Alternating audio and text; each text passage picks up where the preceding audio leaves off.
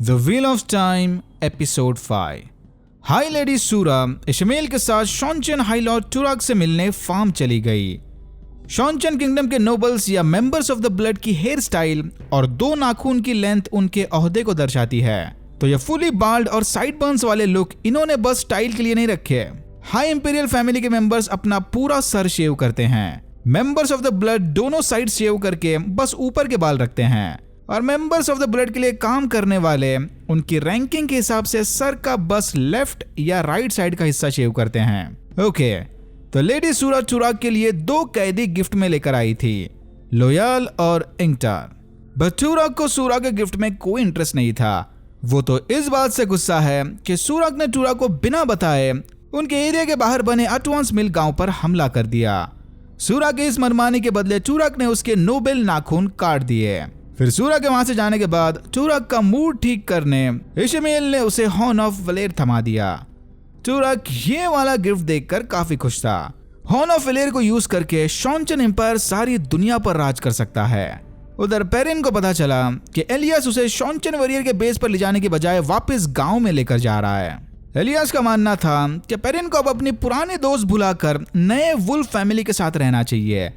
यह सुनते ही पेरिन गुस्से में एलियास को छोड़कर अपने दोस्तों को बचाने निकल पड़ा। पर जाने से पहले पेरिन के नए वुल्फ दोस्त हॉपर ने उसे बताया कि उनो की बॉडी अब भी अटवांस मिल टाउन के केज में कैद है। फिर पेरिन उनो की बॉडी दफनाने अटवांस मिल चला गया। गांव पहुंचते ही पेरिन एक हथौड़ा लेकर उनो का केज तोड़ने वाला था कि तभी पास के केज में कैद एक आइल ने पेरिन को वार्निंग दी कि ऐसा करने से काफी आवाज होगी। तभी व्हाइट क्लोक के मेंबर डेन ने पेरिन को चेतावनी दी कि वो इस आइल वॉरियर से जरा दूर रहे।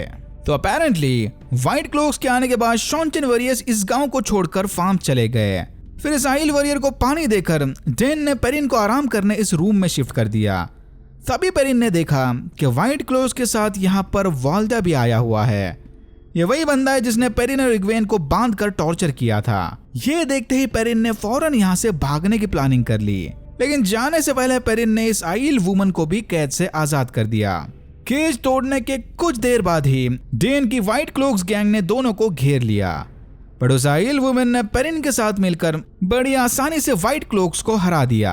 पेरिन के कहने पर इसने डेन को जिंदा छोड़ दिया क्योंकि ये व्हाइट क्लोक पेरिन को थोड़ा भला मानुस लगा। इस आइल लेडी का नाम एवियंटा है, जो यहाँ पर आइल के मसीहा काराकान की तलाश में आई हुई थी। जान बचाने के बदले ये अब हमेशा के लिए पेरिन की कर्जदार रहेगी। फिर पेरिन एवेंडा के साथ अपने दोस्तों को बचाने फार्म चला गया। वेरिन को बरसों बाद व्हाइट टावर आकर पता चला कि नाइनीव और इग्वेन अचानक से कहीं गायब हो गए। नोवासिस के लीडर शरियम ने वेरिन को बताया कि रिकॉर्ड्स के हिसाब से नाइनीव और इग्वेन एलेन के साथ उसके भाई को मिलने केमलिन गए हैं। बट रिकॉर्ड्स में लिखी शरियम की हैंडराइटिंग देखकर वेरिन को थोड़ा डाउट आया। वेरिन समझ गई कि किसी ने जरूर फॉरबिडन कंपल्शन स्पेल की मदद से शरियम से जबरदस्ती ये रिकॉर्ड लिखवाया होगा।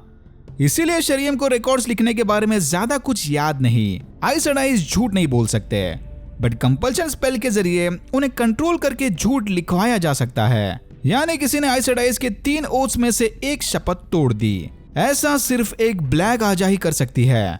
ब्लैक आजा यानी डार्क वन की सपोर्टर। पिछले एपिसोड में नाइनीव, इग्वेन और इलेन पर हमला करने के बाद लियांड्रिन तीनों को किडनैप करके वेज में ले गई। वेज यानी एक जगह से दूसरी जगह टेलीपोर्ट होने वाले पोर्टल्स। होश आते ही नाइनीव समझ गई कि लियांड्रिन एक ब्लैक आजा है। इसीलिए लियांड्रिन को नाइनीव में इतना इंटरेस्ट था। ये नाइनीव को भी अपनी ही तरह ब्लैक आजा बनाकर डार्क वन की टीम में शामिल करना चाहती थी। लियांड्रिन व्हाइट टावर के अजीब रूल्स एंड रेगुलेशन से तंग आकर और अपने बेटे को बचाने की खातिर डार्क फ्रेंड बन गई। बट नाइनीव के मना करने के बाद लियांड्रिन तीनों को लेकर फार्म्स चली गई। फार्म्स पहुंचते ही लियांड्रिन ने तीनों को सूरा के हवाले कर दिया, लेकिन जाने से पहले लियांड्रिन ने तीनों को कैद और 1 पावर शील्ड से आजाद कर दिया। यहाँ एक बात तो साफ जाहिर हो रही थी कि लियांड्रिन और सूरा की जरा भी नहीं पड़ती। लियांड्रिन के जाते ही तीनों ने वहां से भागने की कोशिश की। नाइनी और इलेन तो किसी तरह बचकर निकल गए, बट एक सुल्तान ने इग्वेन को पकड़ लिया। रात होते ही फार्म में ये दोनों चुपके से घूम रहे थे कि तभी इस बंदे ने इन्हें किडनैप कर लिया। लियांड्रिन के व्हाइट टावर वापस आते ही वेरिन को उस पर शक होने लग गया। नाइनी और इलेन को अंडरकवर येलो आजा रीमा के वार्डर ने उठाया था। सारे शहर में सूरा की आर्मी इन दोनों को ढूंढ रही थी। रीमा के प्रोटेक्शन में ये दोनों सेफ रहेंगे। फिर रीमा ने इन्हें बताया कि शॉन्चन एम्पायर वुमन चैनलर्स के साथ कैसा गुलामों जैसा सलूक करता है। ये लोग वुमन चैनलर्स के गले में लिटरली 1 पावर का फंदा या लीश बांधकर उन्हें अपना गुलाम बनाते हैं। फिर ये गुलाम चैनलर्स अपने मालिक की इजाजत के बिना 1 पावर यूज नहीं कर सकते। ओल्ड टंग में इन गुलाम चैनलर्स को जामाने और उनके मालिक को सुल्तान बुलाया जाता है। द ब्लड का मेंबर ना होने के बावजूद भी टूराक इशमाएल के फास्ट सक्सेस को देखकर थोड़ा हैरान था, तो इसने इशमाएल को पूछताछ करने उसे अपने चेंबर में बुला लिया। इशमाएल ने टूराक को भरोसा दिलाते हुए कहा कि चिंता करने की कोई बात नहीं, टूराक को शांति रखकर सूरा का नया गिफ्ट एक्सेप्ट कर लेना चाहिए। फिर सूरा ने टूराक के सामने इग्वेन को लीश पहनाकर सुल्तान रेना का गुलाम बना दिया। अब टूराक के पास हॉर्न ऑफ वलेर के साथ साथ निहायत ही पावरफुल चैनलर गुलाम भी है। यह देखकर टूराक काफी खुश था। ओके, अब बात करते हैं मोरेन और रैंड के बारे में। मोरेन ने रैंड को बताया कि जिस बैटल को वो लास्ट बैटल समझ रहे थे वो तो एक्चुअल में फर्स्ट बैटल थी। The I of the world में चली लड़ाई में रैंड ने डार्क वन को मारा नहीं, बल्कि एक्सीडेंटली 4 सेकंड के लीडर इशमाएल को आजाद कर दिया था।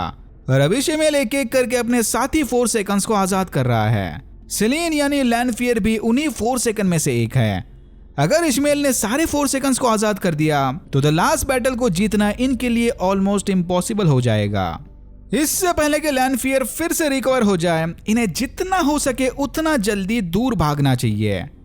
एज एक्सपेक्टेड लैंडफियर रिकवर होते ही इनके पीछे चली आई। रास्ते में मोरेन ने एक स्टेबल मास्टर को पट्टी पड़ाकर लैंडफियर को गलत लोकेशन में भेज दिया। लैंडफियर को लगा कि मोरेन लैंड को लेकर व्हाइट टावर जा रही थी, बट एक्चुअल में मोरेन यू टर्न मारकर वापस कायरियन चली गई। लैंडफियर अपनी डार्क एबिलिटीज की मदद से सपनों में भी इन्हें ढूंढ सकती थी, यानी चाहे कुछ भी हो जाए ये दोनों बिल्कुल भी सो नहीं सकते। मोरेन ने एनवेर को बताया कि उसे डर है कि वो रैंड को लैंडफियर से बचा नहीं सकती। तभी एनवेर की एडवाइस सुनकर मोरेन को रियलाइज हुआ कि ओ वेट, लैंडफियर तो पिछले ड्रैगन यानी लुइस थेरिन टलमन के प्यार में पूरी तरह से पागल थी, और प्यार में धोखा खाने के बाद ही उसने डार्क वन को ज्वाइन किया था। अगर लैंडफियर चाहती तो वो रैंड को भी कब का मार सकती थी। तो हो सकता है कि लैंडफियर शायद रैंड के भी प्यार में पड़ गई। फिर मोरेन ने रैंड को बताया कि वो इसी बात का फायदा उठाकर लैंडफियर से डार्क वन का प्लान जान सकते हैं। लैंडफियर की लव हिस्ट्री देखकर इशमाएल को भी उस पर थोड़ा डाउट आ रहा था, बट लैंडफियर ने उससे वादा किया कि रैंड के सोते ही वो उसे सपनों की दुनिया में पकड़ लेगी। मोरेन के कहने पर रैंड खुद चारा बनकर सोने चला गया। सपनों की दुनिया में उठते ही रैंड ने देखा कि लैंडफियर ने उसे एक बड़े से वुडन व्हील से बांध के रखा है। और यहां होता है एपिसोड 5 खत्म। अगर आपको वीडियो अच्छा लगा तो please like share and subscribe for more videos like this. मैंने ऐसे और भी वीडियोस बनाए जिनके लिंक्स आपको डिस्क्रिप्शन बॉक्स में मिल जाएंगे। Thank you very much for watching and I am hoping to see you in my next one.